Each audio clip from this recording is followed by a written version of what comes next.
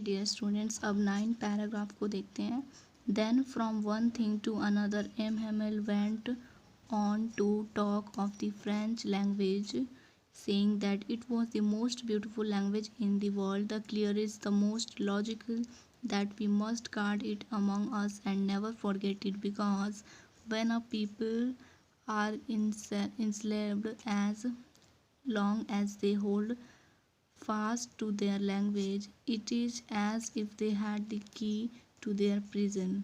Then he opened a grammar and read us our lesson. I was amazed to see how well I understood it. All he said seemed so easy, so easy.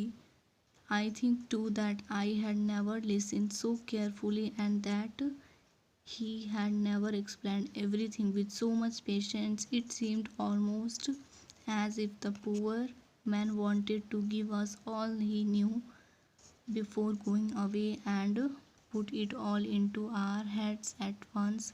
Stock. अब student इसका हिंदी अनुवाद देखते हैं।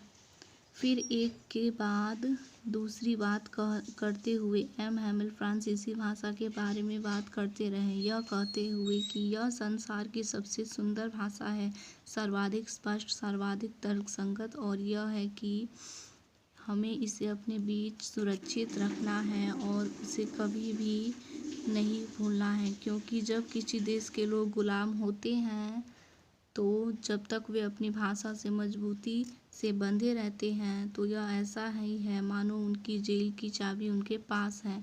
फिर उन्होंने व्याकरण की एक किताब खोली और हमारा पाठ हमें पढ़कर सुनाया।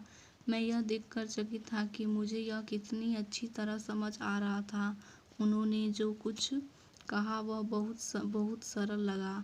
मैं यह भी सोचता हूँ कि मैंने कभी इतने ध्यान से नहीं सुना था, और उन्होंने हर चीज़ को धैर्यपूर्वक कभी इतना अधिक स्पष्ट नहीं किया था। ऐसा लग रहा था कि बेचारा जाने से पहले वह जो कुछ जानता था उस सब को हमें दे देना चाहता था, और इस सारी जानकारी को एक बार में ही हमारे दिमाग में डाल देना चाहता था।